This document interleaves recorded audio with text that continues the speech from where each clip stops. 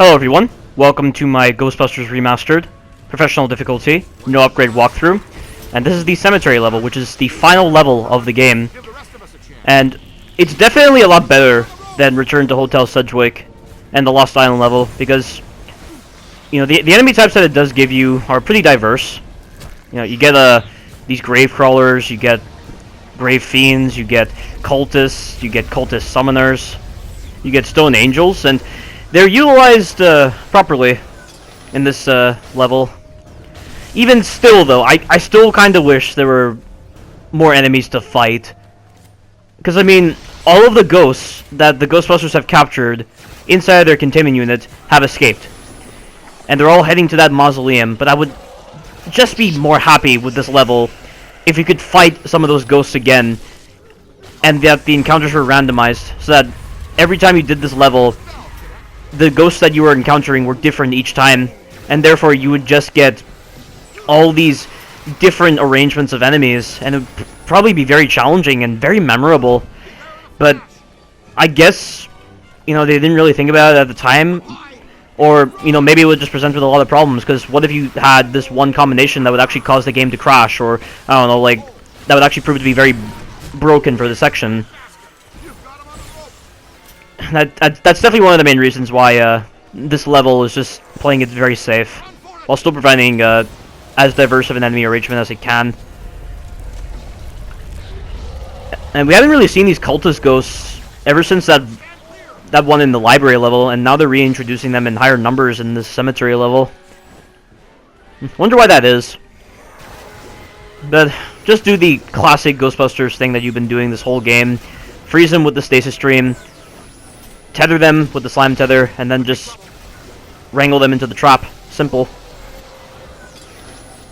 I mean, I think a better method, and this is something that I would definitely need to test out, is to tether a ghost and then place the trap under it, and then actually fire the slime tether.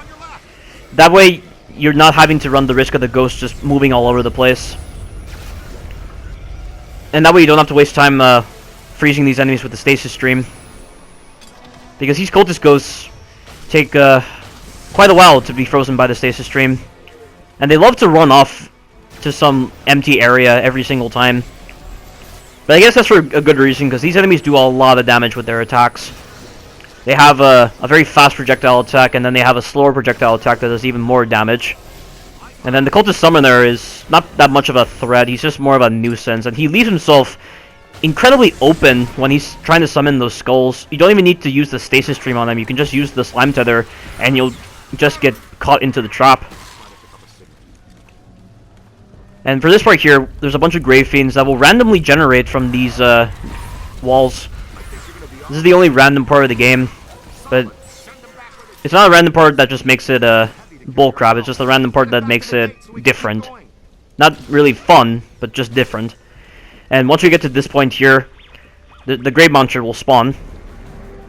So there he is. He has to do this whole fancy cutscene. This is the only golem in this game that requires a fancy cutscene, apparently. But, as is the case with all the golems in this game, the Meson Collider or the Shock Blast is just the best choice of weaponry against them. And he's already about to go down. And apparently you can wrangle his lamp, but I don't know what that does. It doesn't kill him instantly, it just... maybe it just makes him more susceptible to your attacks. Like, I don't know. There's absolutely no reason for it to exist in any case. And there's the cultist summoner. But look how vulnerable he is during that whole entire animation while he's summoning the skulls. And I'm going to use that against him, because I know he's just going to be stuck in that animation for such a long time. See? Very simple. And there's a trophy you can get in this section. If you grab one of the coffins out of the air and slam it into the ground, you'll get a trophy and prevent the spawn of a grave fiend. And that's what I'm trying to do here. And see, it gets destroyed in midair. And this section is a lot of fun. I think this is one of my favorite parts of the cemetery area, because there's a lot of enemies to fight. Even if it is a bit excessive, because there's about 4 grave monsters in this one area alone. And one of them you'll just end up triggering when you get to a specific part of this area, but the other 3 are just all active at this moment. They have a lot of trouble navigating the geometry to try to get to you. And as a personal recommendation, I recommend getting Ray downed because Ray kind of screws with your ability to fight these enemies. And there goes the first Grave Monster. There's another Grave Fiend right there. And then the second Grave Monster is actually back the way we came, but he spawns behind you if you're progressing the sequence. And there's still some more coffins coming. And that one didn't even spawn any Grave Fiend for some bizarre reason. I don't know why. But hopefully you can do it, Ray just commanding you to come help him. Because it can get very annoying after a while. And there's the Grave Monster, he spawned right behind me. And I don't know why he fell down just then. He was having a lot of trouble differentiating between which state he was supposed to be in. There's that charge attack, which is incredibly fair. You can't dodge to the side this time, you have to actually dodge backwards. But once again, the Meson Collider is so strong. And then the Grave Monster will spawn from here, and so will a bunch of Cultist Ghosts. And the Cultist Ghosts are the hardest part, because they do a lot of damage with their attacks, and there's so many of them. So you need to fall back to the tree. And look how perfect their aim is, by the way. That's a thing with every single enemy in this game. They have the ability to perfectly throw their projectiles. That's just a thing in a lot of games. They have no kind of infallibility whatsoever with their ability to throw projectiles. Just make sure you're staying on the move. And that projectile move just then had a really trashy hitbox. So be very careful. Try to dodge as best as you can. Or just keep moving like crazy. Maybe use the tree to your advantage. There's the fourth Grave Monster. Get rid of him. You can't deal with those Cultist Ghosts until you get rid of the Grave Monster. And he's doing his charge attack right now. And there's just lamp glowing for no reason, because it doesn't change his behavior in the slightest when you rip it off of him. Or maybe it does, it's just I never do it, because there's no point. And these enemies definitely demand the stasis stream, but actually no, they don't, because they love to just stay in one spot, just spamming their projectile attack. And I get very skillful with the slime tether just then, which was one of the best moments of this entire encounter. There we go. 3 of these guys dealt with without the use of the stasis stream. And this guy's just very low to the ground, so the slime tether is not going to be very effective, so I'm just going to use the Meson Collider, and the game recommends using the Meson Collider against this ghost, because that's apparently this ghost's primary weakness. And I try wrangling him into the trap, but he escapes, and I just figured, without the upgrades, this is going to take forever, so I'm just going to use the Stasis Dunk on him, and it actually works. The Stasis Dunk actually works. This is my first ever Stasis Dunk in this walkthrough. And I was wondering how it worked, but it turns out the way the Stasis Dunk works is you have to get them down to like 1 health left, and then freeze them with the Stasis Stream over a trap, and that's how they'll actually go in. It can be very awkward on the detection though, which is why the Stasis Dunk is the hardest dunk to perform, and it's not practical in the slightest to even use the Stasis Dunk. Like, why would you ever want to use that? In all honesty.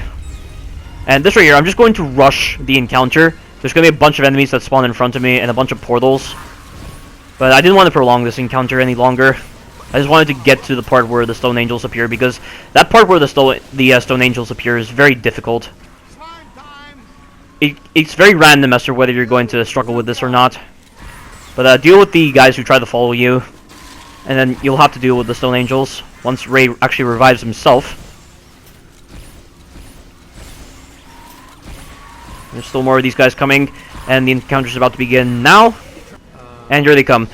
You can either use the slime tether on them, or you can use the Craptor Stream, and for some reason that Stone Angel goes out of the map. You have to wrangle them into that frame right above the gate. And these guys will kill you in 1 hit with their charge attack. And they're very damaging in their higher numbers. And I'm very lucky that Ray manages to survive, because for some reason the frame just breaks by itself. I didn't need any kind of Stone Angel for it. Very odd. Yeah, so prematurely prepare a trap for these cultist ghosts. And try to be very accurate. These guys love to stay in the back right here, so try to prematurely throw a trap and then use the slime tether on them. It's just when they're low to the ground, it's very hard to get them into the trap with a slime tether. Unless you really place the slime tether far away from the trap. And this is actually the final encounter before Shandor. And I know what you're thinking, there's barely been any combat encounters in the cemetery area, but You know, when you're factoring in all the walking moments in this section, it's definitely longer than Return to Hotel Sedgwick and the Lost Island level. But the ones that are just moving all over the place, you definitely need to use the stasis stream against them. Oh yeah? Come down here and say I'm trying to be very creative with the slime tether, but it's not really working out because these guys are moving around a lot. The cultist ghosts, for some reason on this section, love to move around a lot, and I don't know why. like a monster mash. And Ray said right there, it's like a monster mash. This is one of my favorite encounters in the game, because there's just a wide arrangement of enemies to fight. And Ray just definitely shares the same feeling about this particular encounter. And now I'm just trying to use the mise en collider, but I'm just missing, because these ghosts are very quick to move about. And there we go, the Ghostbusters have got this one wrangled. Now I'm going to help them out. I'm going to get them into the trap right here. And something to note about this sequence, this is the very first time you're going to see a transition in the middle of a combat encounter, because I ended up dying to the keyhead monsters because I was standing in the wrong spot. I stood near the gate, which is not where you want to stand when the keyhead monsters spawn in. You need to stand near the way you came in when you're dealing with the keyhead monsters. Hey, over here. And we're just getting this guy in, and the keyhead monsters will spawn now. There's the transition, and just use the mise en collider on them. The shock blast does work as well, but I only recommend using the shock blast on them when you have the upgrades. And these guys have a range attack, which can definitely track you down very easily, unless you time the dodge properly. See that? Sometimes I can instantly kill you, and I don't know why. But the moment you see them prep their range attack, dodge. There it is. Or just put the geometry between yourself and them. And no point in wrangling the key off immediately, it doesn't change their behavior in the slightest. But you need the keys on the keyhead monsters if you want to end the sequence, because the enemies will infinitely spawn unless you get the keys inside of the gate. Or that could be wrong. Maybe the enemies do have a limit, but there's just a lot of them. But if you just want the sequence to end quickly, just put the keys inside of those keyholes there. This guy's about to go down. And do not use the slime tether on these keys. Just use the capture stream. Because here I thought that would actually work, but it didn't, because the detection on the keyhole is not very good. See, it went in fine perfectly, but then the second key, it takes a bit of time for it to actually get in there. And thankfully the team is providing cover to allow me to place the key inside the keyhole. But watch this, watch how crap this detection is. See? It should have already gone in. I don't understand why the detection can be so funky at times. But once we place the key into the keyhole, we're going to be fighting Shandor, and the first phase is an absolute joke.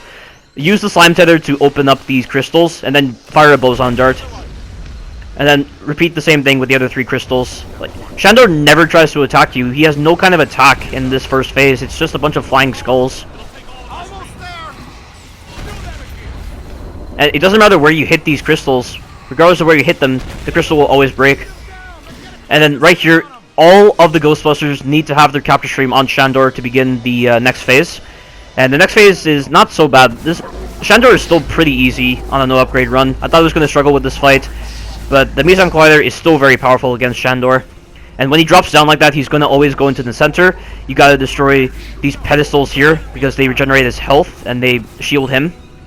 It takes 3 hits from an unupgraded mise en collider to get rid of these pedestals. And try shooting Shandor when he's dropping down, because he will take damage. And bear in mind, I'm going to get instantly down by 1 attack that Shandor does. Not this attack. This attack, he fires an AoE directly below each of the Ghostbusters, but it's this attack that hits me. I was not expecting that to kill me instantly, but to be honest though, I can't remember the last time I've ever been hit by Shandor. Every single time I've just done this normally. Shandor's never hit me. But yeah, same thing as before. When he drops down, get rid of the pedestals. He doesn't regenerate health that fast, thankfully.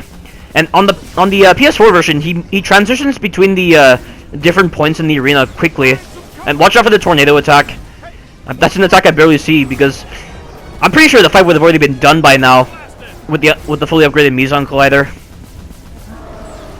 But look at it, we're already down to 2 health bars. Can you believe that this is the final boss? Hey, at least it's not a stupid final boss like the Spider Witch Ghost. And once we have fully dwindled his life, we're gonna do the classic Ghostbusters thing of crossing the streams. And I've included the cutscene where they cross the streams because what would a Ghostbusters game be without a moment where you cross the streams? And I just felt like it's the perfect way to conclude this walkthrough. This very easy walkthrough, because this game is not hard in the slightest. Unless you're just doing stupid runs, like just using the Proton stream only. And then it just turns into not even that difficult experience, but just a miserable experience. But this is the end of my Ghostbusters Remastered Professional Difficulty No Upgrade walkthrough. Let's finish this guy off once and for all. Thank you all for watching, and you take care now.